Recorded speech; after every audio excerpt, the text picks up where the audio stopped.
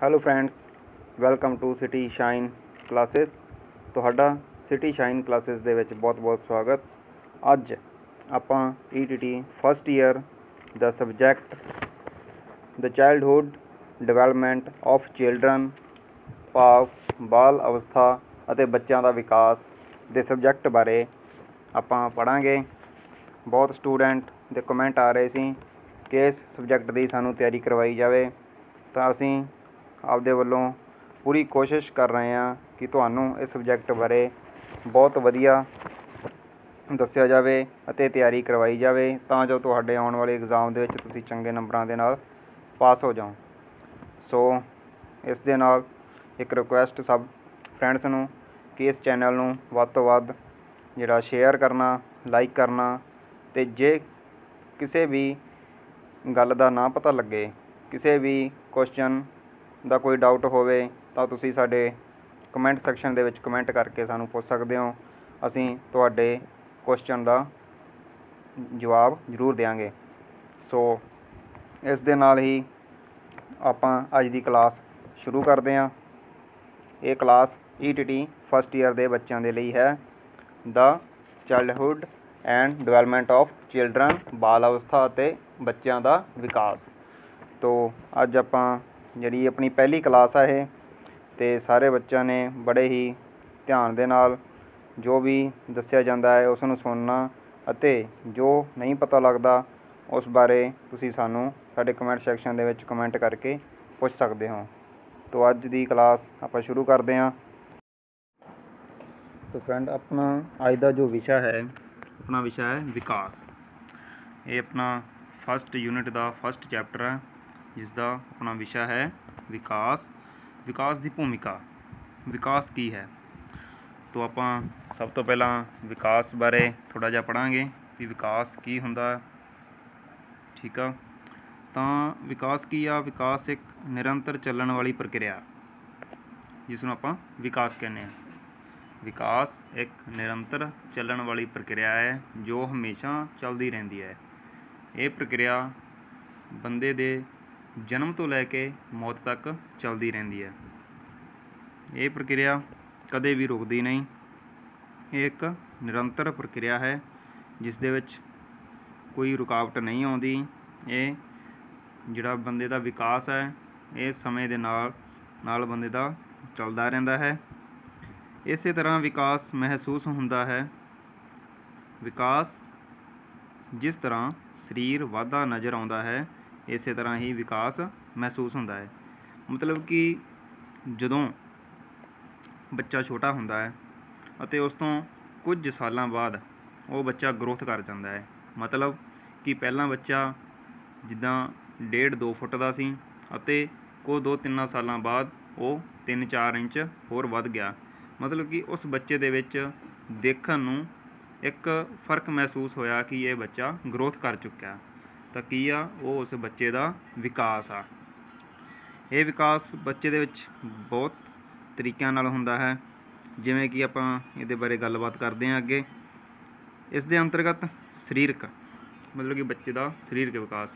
ਉਹੀ ਗੱਲ ਆ ਗਈ ਵੀ ਪਹਿਲਾਂ ਬੱਚੇ ਦੀ ਬੋਡੀ ਬਿਲਕੁਲ ਛੋਟੀ ਹੁੰਦੀ ਆ, ਅਤੇ ਸਮੇਂ ਦੇ ਨਾਲ ਉਹ ਗਰੋਥ ਕਰਦੀ ਜਾਂਦੀ ਹੈ। ਜਿਵੇਂ ਜਿਵੇਂ ਬੱਚਾ ਉਮਰ ਦੇ ਹਿਸਾਬ ਨਾਲ ਵੱਡਾ ਹੁੰਦਾ ਜਾਂਦਾ ਹੈ, ਤਾਂ ਉਸਦੇ ਮਾਸਪੇਸ਼ੀਆਂ, ਉਸਦਾ ਸਰੀਰਕ ਢਾਂਚਾ ਉਹ ਗਰੋਥ ਕਰਦਾ ਜਾਂਦਾ ਹੈ, ਉਸਦਾ ਵਿਕਾਸ ਹੁੰਦਾ ਜਾਂਦਾ। ਉਸ ਤੋਂ ਬਾਅਦ ਗੱਲ ਕरें ਮਾਸਪੇਸ਼ੀਆਂ। ਜਦੋਂ ਬੱਚਾ ਛੋਟਾ ਹੁੰਦਾ ਤਾਂ ਉਸਦੀਆਂ ਮਾਸਪੇਸ਼ੀਆਂ ਬਹੁਤ ਹੀ ਨਾਜ਼ੁਕ ਹੁੰਦੀਆਂ ਹਨ, ਜੋ ਕਿ ਜਲਦੀ ਹੀ ਟੁੱਟ ਜਾਂਦੀਆਂ ਹਨ, ਜਿਸ ਦੇ ਨਾਲ ਬੱਚੇ ਨੂੰ ਬਹੁਤ ਨੁਕਸਾਨ ਹੁੰਦਾ ਹੈ। ਮਤਲਬ ਕਿ ਛੋਟਾ ਬੱਚਾ, ਉਸਦੀਆਂ ਮਾਸਪੇਸ਼ੀਆਂ ਬਹੁਤ ਹੀ ਨਾਜ਼ੁਕ ਹਨ। ਆਪਾਂ ਉਸ ਨੂੰ ਥੋੜ੍ਹਾ ਜਿਹਾ ਜ਼ੋਰ ਨਾਲ ਚੱਕਿਆ ਜਾਂ ਖਿੱਚਿਆ, ਜਾਂ ਬਾਈ ਚਾਂਸ ਬੱਚੇ ਨੂੰ ਕੋਈ ਚੋਟ ਵਗੈਰਾ ਲੱਗੀ, ਤਾਂ ਉਸਦੀਆਂ ਮਾਸਪੇਸ਼ੀਆਂ ਇੰਨੀਆਂ ਕੁ ਨਾਜ਼ੁਕ ਹੁੰਦੀਆਂ ਹਨ ਕਿ ਉਹ ਬੱਚੇ ਨੂੰ ਨੁਕਸਾਨ ਕਰ ਸਕਦੀਆਂ ਹਨ। ਪਰੰਤੂ ਜਦੋਂ ਬੱਚਾ ਵੱਡਾ ਹੋ ਜਾਂਦਾ ਤਾਂ ਉਸ ਦੀਆਂ ਮਾਸਪੇਸ਼ੀਆਂ ਹੌਲੀ ਹੌਲੀ ਉਸ ਨੂੰ ਤਾਕਤ ਦੇਣ ਲੱਗ ਜਾਂਦੀਆਂ। ਮਤਲਬ ਕਿ ਉਹ ਬੱਚਾ ਕਿਸੇ ਚੀਜ਼ ਨੂੰ ਚੁੱਕਣ ਦੇ ਯੋਗ ਹੋ ਜਾਂਦਾ।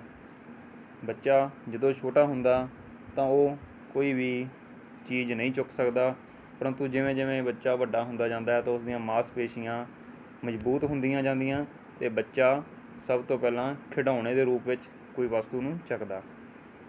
ਉਸ ਤੋਂ ਬਾਅਦ ਜਿੱਦਾਂ ਜਿੱਦਾਂ ਉਹ ਵੱਡਾ ਹੁੰਦਾ ਜਾਂਦਾ, ਹੋਰ ਵਜ਼ਨ ਵਾਲੀਆਂ ਚੀਜ਼ਾਂ ਚੱਕਣ ਦੇ ਯੋਗ ਹੋ ਜਾਂਦਾ।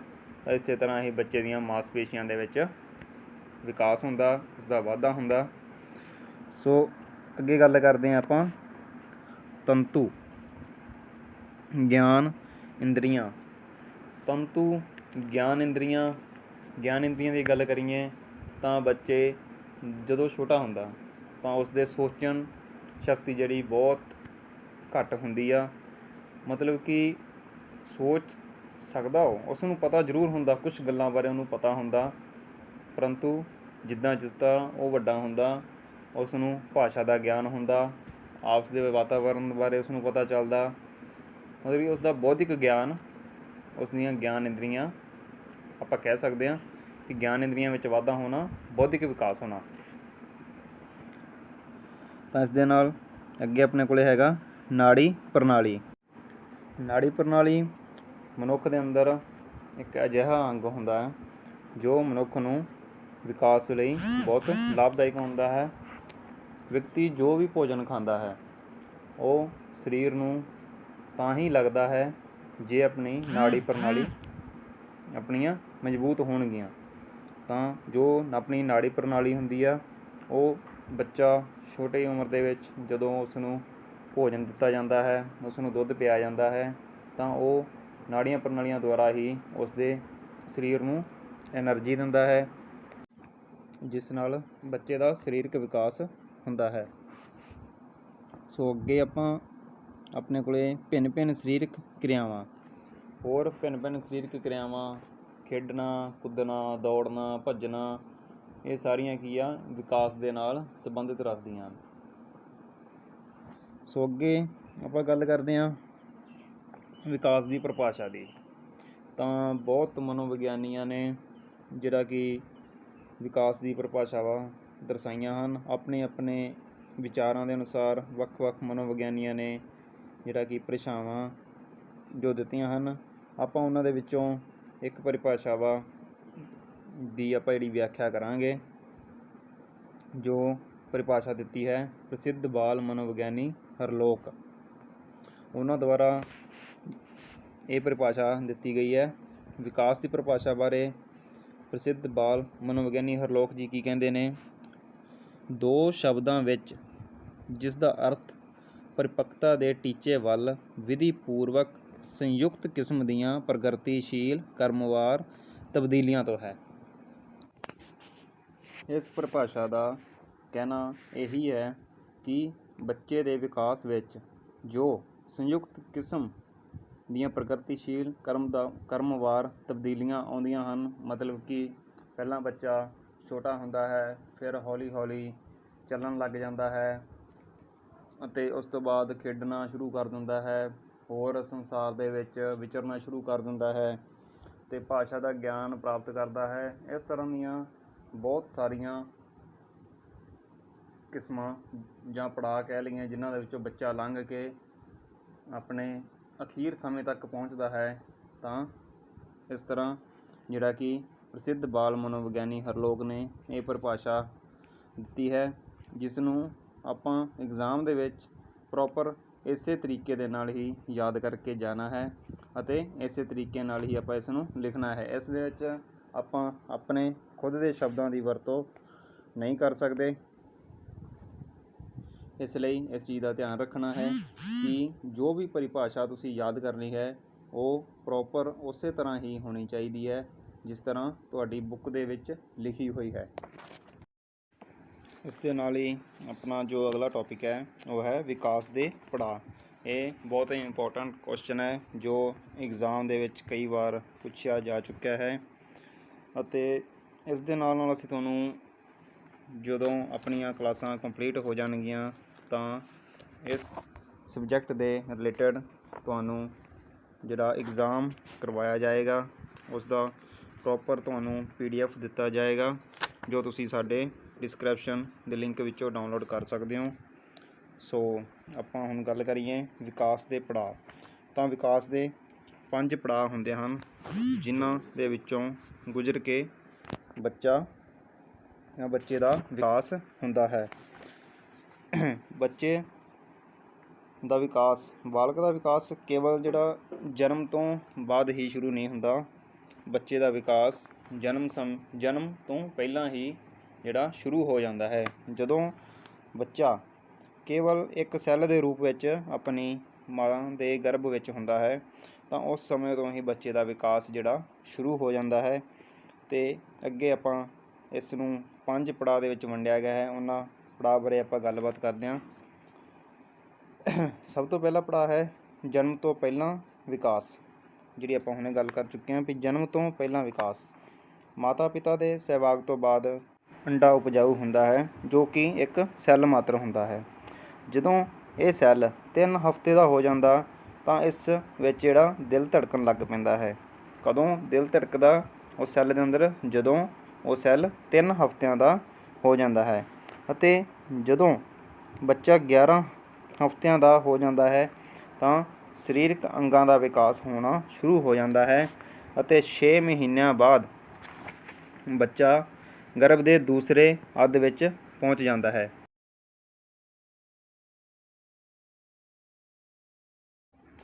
ਇਸ ਅਵਸਥਾ ਦੇ ਵਿੱਚ ਬੱਚਾ ਜਨਮ ਦੇ ਵਿਕਾਸ ਦੇ ਖਾਸ ਪੜਾਅ ਤੱਕ ਆ ਜਾਂਦਾ ਹੈ।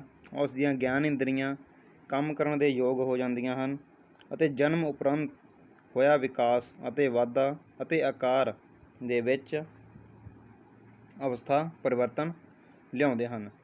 ਸੋ ਇਸ ਤਰ੍ਹਾਂ ਬੱਚੇ ਦਾ ਜਨਮ ਤੋਂ ਪਹਿਲਾਂ ਜਿਹੜਾ ਵਿਕਾਸ ਸ਼ੁਰੂ ਹੋ ਜਾਂਦਾ ਹੈ। ਸੋ ਇਸ ਦੇ ਨਾਲ ਹੀ ਆਪਣੇ ਕੋਲੇ ਜੋ ਦੂਸਰਾ ਆਪਣਾ ਪੜਾਅ ਹੈ ਸ਼ਿਸ਼ੂ ਕਾਲ ਬਾਲ ਅਵਸਥਾ। ਇਸ ਦੇ ਅੱਗੇ 4 ਭਾਗ ਹਨ: ਸਰੀਰਕ ਵਿਕਾਸ, ਬੌਧਿਕ ਵਿਕਾਸ, ਭਾਵਨਾਤਮਕ ਵਿਕਾਸ ਅਤੇ ਸਮਾਜਿਕ ਵਿਕਾਸ। ਜਨਮ ਤੋਂ ਬਾਅਦ 3 ਸਾਲ ਤੱਕ ਦੀ ਉਮਰ ਬੱਚੇ ਦਾ ਸ਼ਿਸ਼ੂ ਕਾਲ ਅਖਵਾਉਂਦੀ ਹੈ। ਇਸ ਅਵਸਥਾ ਨੂੰ ਆਪਾਂ ਖਤਰਨਾਕ ਕਾਲ ਵੀ ਕਹਿ ਸਕਦੇ ਹਾਂ, ਕਿਉਂਕਿ ਇਸ ਅਵਸਥਾ ਦੇ ਵਿੱਚ ਬੱਚੇ ਨੂੰ ਕੁਝ ਜ਼ਿਆਦਾ ਪਤਾ ਨਹੀਂ ਹੁੰਦਾ। ਇਸ ਅਵਸਥਾ ਦੇ ਵਿੱਚ ਆਮ ਤੌਰ 'ਤੇ ਦੇਖਿਆ ਗਿਆ ਹੈ ਕਿ ਕੁਝ ਬੱਚੇ ਜਿਹੜੇ ਉਹ ਮਰ ਵੀ ਜਾਂਦੇ ਹਨ, ਕਿਉਂਕਿ ਇਸ ਅਵਸਥਾ ਵਿੱਚ ਬੱਚੇ ਜਿਹੜਾ ਦੂਸਰਿਆਂ ਦੇ ਉੱਪਰ ਨਿਰਭਰ ਕਰਦੇ ਹਨ। ਕਈ ਵਾਰ ਬੱਚਿਆਂ ਦੀਆਂ ਜੋ ਲੋੜੀਂਦੀਆਂ ਜ਼ਰੂਰਤਾਂ ਪੂਰੀਆਂ ਨਹੀਂ ਹੁੰਦੀਆਂ ਜਾਂ ਕੁਝ ਹੋਰ ਕਾਰਨਾਂ ਕਰਕੇ, ਜਿੱਦਾਂ ਕੋਈ ਬੱਚਾ ਆਪਣੀ ਗੱਲਬਾਤ ਨੂੰ ਬੋਲ ਕੇ ਨਹੀਂ ਦੱਸ ਸਕਦਾ ਤਾਂ ਇਸ ਲਈ ਉਸ ਬੱਚੇ ਦੀ ਮੌਤ ਹੋ ਜਾਂਦੀ ਹੈ। ਇਹ ਕਾਲ ਨੂੰ ਆਪਾਂ ਖਤਰਨਾਕ ਕਾਲ ਵੀ ਕਹਿ ਸਕਦੇ ਹਾਂ। ਸ਼ਿਸ਼ੂ ਕਾਲ ਬਾਲ ਅਵਸਥਾ ਇਹ 3 ਸਾਲ ਤੱਕ ਦੀ ਜਿਹੜਾ ਬੱਚਾ 3 ਸਾਲ ਤੱਕ ਜਿਹੜੀ ਉਮਰ ਹੁੰਦੀ ਆ ਉਸ ਨੂੰ ਆਪਾਂ ਕਹਿੰਦੇ ਹਾਂ ਸ਼ਿਸ਼ੂ ਕਾਲ ਬਾਲ ਅਵਸਥਾ। ਤਾਂ ਹੁਣ ਆਪਾਂ ਗੱਲ ਕਰਦੇ ਹਾਂ ਸਰੀਰਕ ਵਿਕਾਸ। ਸਰੀਰਕ ਵਿਕਾਸ ਸ਼ਿਸ਼ੂ ਲਈ ਜਿਹੜੀ ਲੰਬਾਈ ਜਨਮ ਸਮੇਂ 15 ਤੋਂ 19 ਇੰਚ ਇੰਨੀ ਹੋ ਸਕਦੀ ਆ। ਨਵ ਜਨਮੇ ਬੱਚੇ ਦਾ ਜਿਹੜਾ ਭਾਰ ਉਹ 7 ਪੌਂਡ ਤੋਂ 15 ਪੌਂਡ ਤੱਕ ਹੋ ਸਕਦਾ। 2 ਸਾਲ ਤੱਕ ਦੀ ਉਮਰ ਬੱਚੇ ਦਾ ਜਿਹੜਾ ਔਸਤ ਭਾਰ 25 ਪੌਂਡ ਤੱਕ ਹੋ ਜਾਂਦਾ ਹੈ ਅਤੇ ਬਾਲਕ ਦੀ ਲੰਬਾਈ ਲਗਭਗ 33 ਇੰਚ ਹੋ ਜਾਂਦੀ ਹੈ ਅਤੇ ਜਨਮ ਸਮੇਂ ਤੋਂ ਉਹ ਵੱਡਾ ਲੱਗਣ ਲੱਗ ਜਾਂਦਾ ਹੈ। ਉਸ ਦੀਆਂ ਹੱਡੀਆਂ ਅਤੇ ਮਾਸਪੇਸ਼ੀਆਂ ਦਾ ਵਿਕਾਸ ਹੁੰਦਾ ਹੈ ਅਤੇ ਹੱਡੀਆਂ ਮਜ਼ਬੂਤ ਬਣਦੀਆਂ ਹਨ ਅਤੇ ਮਾਸਪੇਸ਼ੀਆਂ ਦੇ ਵਿੱਚ ਤਾਕਤ ਅਤੇ ਲਚਕਪਣ ਆਉਂਦਾ ਹੈ। 8-9 ਮਹੀਨੇ ਦੀ ਉਮਰ ਤੱਕ ਬੱਚੇ ਦੇ ਦੁੱਧ ਦੇ ਦੰਦ ਨਿਕਲ ਆਉਂਦੇ ਹਨ ਅਤੇ ਸ਼ਿਸ਼ੂ ਕਾਲ ਤੱਕ ਬੱਚੇ ਦੇ ਟੋਟਲ 16 ਦੰਦ ਨਿਕਲ ਆਉਂਦੇ ਹਨ। ਇਸ ਤਰ੍ਹਾਂ ਬੱਚੇ ਦਾ ਸਰੀਰਕ ਵਿਕਾਸ ਹੁੰਦਾ ਹੈ। ਅੱਗੇ ਗੱਲ ਕਰੀਏ ਬੌਧਿਕ ਵਿਕਾਸ। ਬੌਧਿਕ ਵਿਕਾਸ ਕੀ ਆ? ਜਦੋਂ ਬੱਚਾ ਬਿਲਕੁਲ ਛੋਟਾ ਹੁੰਦਾ ਤਾਂ ਉਸ ਦਾ ਦਿਮਾਗ ਵਿਕਸਿਤ ਹੋ ਜਾਂਦਾ, ਪਰ ਉਹ ਇਸ ਅਵਸਥਾ ਵਿੱਚ ਨਹੀਂ ਹੁੰਦਾ ਕਿ ਉਹ ਆਪਣੇ ਹੱਥ ਪੈਰ ਜਾਂ ਮੂੰਹ ਚਲਾ ਕੇ ਆਪਣੇ ਹਾਵ ਭਾਵ ਕਿਸੇ ਦੇ ਸਾਹਮਣੇ ਰੱਖ ਸਕੇ। ਉਹ ਕੇਵਲ ਭੁੱਖ ਲੱਗਣ 'ਤੇ ਰੋਂਦਾ ਹੈ ਅਤੇ 6 ਮਹੀਨਿਆਂ ਤੱਕ ਜਿਹੜਾ ਬੱਚਾ ਉਹ ਕੇਵਲ ਰੋਂਦਾ। ਫਿਰ ਉਹ ਕੁਝ ਆਵਾਜ਼ਾਂ ਕੱਢਦਾ, ਜਿੱਦਾਂ ਕਿ ਪਾਪਾ, ਮਾਮਾ, ਤਾਤਾ, ਇੱਦਾਂ ਦੀਆਂ ਕੁਛ ਬੱਚਾ ਆਵਾਜ਼ਾਂ ਕੱਢਦਾ ਅਤੇ 1.5 ਸਾਲ ਮਤਲਬ ਕਿ 1.5 ਸਾਲ ਤੱਕ ਦੀ ਉਮਰ ਤੱਕ ਜਿਹੜਾ ਬੱਚਾ ਉਹ ਭਾਸ਼ਾ ਦਾ ਵਿਕਾਸ ਉਹਦੇ ਵਿੱਚ ਹੋਣ ਲੱਗ ਜਾਂਦਾ। ਸ਼ਿਸ਼ੂ ਕਾਲ ਵਿੱਚ ਬੱਚੇ ਦੀ ਜਿਹੜੀ ਰੁਚੀ ਕੇਵਲ ਉਹਨਾਂ ਚੀਜ਼ਾਂ ਵਿੱਚ ਹੁੰਦੀ ਹੈ ਜੋ ਚੀਜ਼ਾਂ ਬੱਚੇ ਨੂੰ ਪਸੰਦ ਹੁੰਦੀਆਂ ਹਨ। ਇਸੇ ਤਰ੍ਹਾਂ 3 ਕੁ ਸਾਲ ਤੱਕ ਦੀ ਉਮਰ ਤੱਕ ਉਸਦੇ ਬੋਲਣ ਵਿੱਚ ਕਾਫੀ ਹੱਦ ਤੱਕ ਜਿਹੜਾ ਵਾਧਾ ਹੋ ਜਾਂਦਾ ਹੈ। ਉਹ ਵਿਚਿੱਤਰ ਪ੍ਰਸ਼ਨ ਵੀ ਪੁੱਛਣ ਲੱਗ ਜਾਂਦਾ ਹੈ ਅਤੇ ਉਸ ਦੀਆਂ ਗਿਆਨ ਇੰਦਰੀਆਂ ਕੰਮ ਕਰਨ ਦੇ ਯੋਗ ਹੋ ਜਾਂਦੀਆਂ ਹਨ ਜਾਂ ਕੰਮ ਕਰਨ ਲੱਗ ਜਾਂਦੀਆਂ ਹਨ। ਅੱਗੇ ਆਪਾਂ ਗੱਲ ਕਰੀਏ ਭਾਵਨਾਤਮਕ ਵਿਕਾਸ। ਭਾਵਨਾਤਮਕ ਵਿਕਾਸ ਬਾਲਕ ਦਾ ਭਾਵਨਾਤਮਕ ਵਿਕਾਸ ਹੋਣਾ ਸ਼ੁਰੂ ਹੋ ਜਾਂਦਾ ਹੈ। ਅਕਸਰ ਵੇਖਣ ਵਿੱਚ ਆਉਂਦਾ ਹੈ ਕਿ ਬੱਚਾ ਆਪਣੀ ਮਾਂ ਕੋਲ ਰਹਿ ਕੇ ਵਧੇਰੇ ਖੁਸ਼ ਹੁੰਦਾ ਹੈ। ਇਸ ਤੋਂ ਇਲਾਵਾ ਉਹ ਬਾਹਰ ਦੇ ਲੋਕਾਂ ਕੋਲ ਘੱਟ ਜਾਂਦਾ ਹੈ ਕਿਉਂਕਿ ਉਸ ਨੂੰ ਆਪਣੀ ਮਾਤਾ ਦੇ ਨਾਲ ਜ਼ਿਆਦਾ ਲਗਾਵ ਹੁੰਦਾ ਹੈ, ਕਿਉਂਕਿ ਉਹ ਹੋਰ ਮੈਂਬਰਾਂ ਤੋਂ ਜ਼ਿਆਦਾ ਆਪਣੀ ਮਾਤਾ ਦੇ ਨਾਲ ਸਮਾਂ ਬਤੀਤ ਕਰਦਾ ਹੈ। ਇਸ ਕਰਕੇ ਉਹ ਆਪਣੀ ਮਾਂ ਤੋਂ ਦੂਰ ਜਾ ਕੇ ਖੁਸ਼ ਨਹੀਂ ਹੁੰਦਾ। ਉਸ ਅੰਦਰ ਡਰ, ਖੁਸ਼ੀ ਅਤੇ ਪ੍ਰੇਮ ਆਦਿ ਭਾਵਨਾਵਾਂ ਪੈਦਾ ਹੁੰਦੀਆਂ ਹਨ। ਇਸ ਤਰ੍ਹਾਂ ਹੀ ਬੱਚੇ ਦਾ ਭਾਵਨਾਤਮਕ ਵਿਕਾਸ ਹੁੰਦਾ ਹੈ। ਅੱਗੇ ਆਪਾਂ ਗੱਲ ਕਰੀਏ ਸਮਾਜਿਕ ਵਿਕਾਸ। ਅਸਲ ਵਿੱਚ ਬੱਚਾ ਸਮਾਜ ਵਿਕਾਸ ਉਦੋਂ ਆਰੰਭ ਹੁੰਦਾ ਜਦੋਂ ਬੱਚਾ ਸਮਾਜ ਦੇ ਵਿੱਚ ਵਿਚਰਨਾ ਸ਼ੁਰੂ ਕਰ ਦਿੰਦਾ। ਉਹ ਆਪਣੇ ਪਰਿਵਾਰਕ ਮੈਂਬਰਾਂ ਨੂੰ ਪਛਾਣਨ ਲੱਗ ਪੈਂਦਾ ਹੈ। ਇਸ ਅਵਸਥਾ ਤੋਂ ਪਹਿਲਾਂ ਉਹ ਕੇਵਲ ਸਵੈ ਕੇਂਦਰਿਤ ਹੁੰਦਾ ਹੈ, ਕਿਉਂਕਿ ਜਦੋਂ ਬੱਚਾ ਛੋਟਾ ਹੁੰਦਾ ਹੈ ਤਾਂ ਉਹ ਸਵੈ ਕੇਂਦਰਿਤ ਹੁੰਦਾ, ਮਤਲਬ ਕਿ ਉਸ ਨੂੰ ਦੁਨੀਆਦਾਰੀ ਬਾਰੇ ਕੁਛ ਪਤਾ ਨਹੀਂ ਹੁੰਦਾ। ਪਰੰਤੂ ਜਦੋਂ ਉਹ ਦੁਨੀਆਦਾਰੀ ਦੇ ਵਿੱਚ ਸਮਾਜਿਕ ਲੋਕਾਂ ਦੇ ਵਿੱਚ ਵਿਚਰਦਾ ਹੈ ਤਾਂ ਉਹ ਉਹਨਾਂ ਨੂੰ ਸਮਝਣ ਲੱਗ ਪੈਂਦਾ ਹੈ। ਪਰ ਸੋਚੀ ਅਤੇ ਰਿਸ਼ਤਿਆਂ ਬਾਰੇ ਪਤਾ ਲੱਗਣ ਤੋਂ ਬਾਅਦ ਉਹ ਇਹਨਾਂ ਨੂੰ ਆਪਣਾ ਪੂਰਾ ਸੰਸਾਰ ਮੰਨਣ ਲੱਗ ਪੈਂਦਾ ਹੈ। ਇਸੇ ਤਰ੍ਹਾਂ ਬੱਚੇ ਦਾ ਜਿਹੜਾ ਕਿ ਸਮਾਜਿਕ ਵਿਕਾਸ ਹੁੰਦਾ ਹੈ। ਅੱਗੇ ਆਪਾਂ ਗੱਲ ਕਰੀਏ ਪਿਛਲੀ ਬਾਲ ਅਵਸਥਾ। ਪਿਛਲੀ ਬਾਲ ਅਵਸਥਾ ਨੂੰ 2 ਭਾਗਾਂ ਦੇ ਵਿੱਚ ਵੰਡਿਆ ਗਿਆ ਹੈ। ਪਹਿਲੀ ਅਵਸਥਾ 3 ਤੋਂ 5 ਸਾਲ ਤੱਕ ਦੀ ਹੁੰਦੀ ਆ ਅਤੇ ਦੂਸਰੀ 6 ਤੋਂ 12 ਸਾਲ ਦੀ। ਜਿਹੜੀ ਆਪਾਂ ਗੱਲ ਕਰੀਏ ਮੁੱਢਲੀ ਬਾਲ ਅਵਸਥਾ। ਮੁੱਢਲੀ ਬਾਲ ਅਵਸਥਾ ਸ਼ਿਸ਼ੂ ਕਾਲ ਤੋਂ ਬਾਅਦ ਬੱਚਾ ਹੋਸ਼ ਸੰਭਾਲਣ ਲੱਗ ਜਾਂਦਾ ਹੈ। ਜਿਵੇਂ ਕਿ ਅਸੀਂ ਪਿੱਛੇ ਪੜ੍ਹਿਆ ਕਿ ਪਿਛਲੀ ਬਾਲ ਅਵਸਥਾ ਦੇ ਵਿੱਚ ਇਹ ਵਿਕਾਸ ਵਧੇਰੇ ਤੀਬਰ ਗਤੀ ਨਾਲ ਕੰਮ ਕਰਨ ਲੱਗ ਪੈਂਦਾ ਹੈ। ਹੁਣ ਆਪਾਂ ਪਿਛਲੀ ਬਾਲ ਅਵਸਥਾ ਬਾਰੇ ਥੋੜ੍ਹਾ ਜਿਹਾ ਹੋਰ ਪੜ੍ਹਦੇ ਹਾਂ। ਜਿੱਦਾਂ ਕਿ ਆਪਾਂ ਗੱਲ ਕੀਤੀ ਸੀ, ਪਿਛਲੀ ਬਾਲ ਅਵਸਥਾ 2 ਭਾਗਾਂ ਦੇ ਵਿੱਚ ਵੰਡੀ ਹੁੰਦੀ ਹੈ, 3 ਤੋਂ 5 ਸਾਲ ਅਤੇ 6 ਤੋਂ 12 ਸਾਲ। ਤਾਂ ਜੋ 6 ਤੋਂ 12 ਸਾਲ ਤੱਕ ਦੀ ਉਮਰ ਹੁੰਦੀ ਹੈ ਉਸ ਨੂੰ 4 ਭਾਗਾਂ ਦੇ ਵਿੱਚ ਵੰਡਿਆ ਗਿਆ ਹੈ। ਸਰੀਰਕ ਵਿਕਾਸ, ਮਾਨਸਿਕ ਵਿਕਾਸ, ਭਾਵਨਾਤਮਕ ਵਿਕਾਸ ਅਤੇ ਸਮਾਜਿਕ ਵਿਕਾਸ। ਇਹਨਾਂ ਬਾਰੇ ਆਪਾਂ ਪਿੱਛੇ ਗੱਲ ਕਰ ਚੁੱਕੇ ਹਾਂ। ਸਰੀਰਕ ਵਿਕਾਸ, ਮਾਨਸਿਕ ਵਿਕਾਸ ਕੀ ਹੁੰਦਾ, ਭਾਵਨਾਤਮਕ ਵਿਕਾਸ ਕੀ ਹੁੰਦਾ ਅਤੇ ਸਮਾਜਿਕ ਵਿਕਾਸ ਕੀ ਹੁੰਦਾ। ਸੋ ਇਸ ਦੇ ਨਾਲ ਹੀ ਅੱਜ ਦੀ ਕਲਾਸ ਆਪਾਂ ਇੱਥੇ ਹੀ ਰੋਕਦੇ ਹੋਏ ਅਲਵਿਦਾ ਲੈਂਦੇ ਹਾਂ। ਉਮੀਦ ਹੈ ਤੁਹਾਨੂੰ ਅੱਜ ਦੀ ਕਲਾਸ ਜ਼ਰੂਰ ਪਸੰਦ ਆਈ ਹੋਵੇਗੀ ਅਤੇ ਜੇ ਕੁਝ ਵੀ ਸਮਝ ਨਾ ਲੱਗੀ ਹੋਵੇ ਤਾਂ ਤੁਸੀਂ ਸਾਡੇ ਕਮੈਂਟ ਸੈਕਸ਼ਨ ਦੇ ਵਿੱਚ ਸਾਨੂੰ ਕਮੈਂਟ ਕਰ ਸਕਦੇ ਹੋ। ਅਸੀਂ ਤੁਹਾਡੇ ਜੋ ਵੀ ਡਾਊਟ ਹੋਣਗੇ ਉਸ ਨੂੰ ਕਲੀਅਰ ਕਰਨ ਦੀ ਪੂਰੀ ਕੋਸ਼ਿਸ਼ ਕਰਾਂਗੇ। ਸੋ ਚੈਨਲ ਨੂੰ ਲਾਈਕ, ਸ਼ੇਅਰ ਅਤੇ ਸਬਸਕ੍ਰਾਈਬ ਜ਼ਰੂਰ ਕਰ ਲਿਓ ਤਾਂ ਜੋ ਤੁਹਾਨੂੰ ਸਾਡੇ ਹਰੇਕ ਵੀਡੀਓ ਦਾ ਨੋਟੀਫਿਕੇਸ਼ਨ ਮਿਲ ਸਕੇ।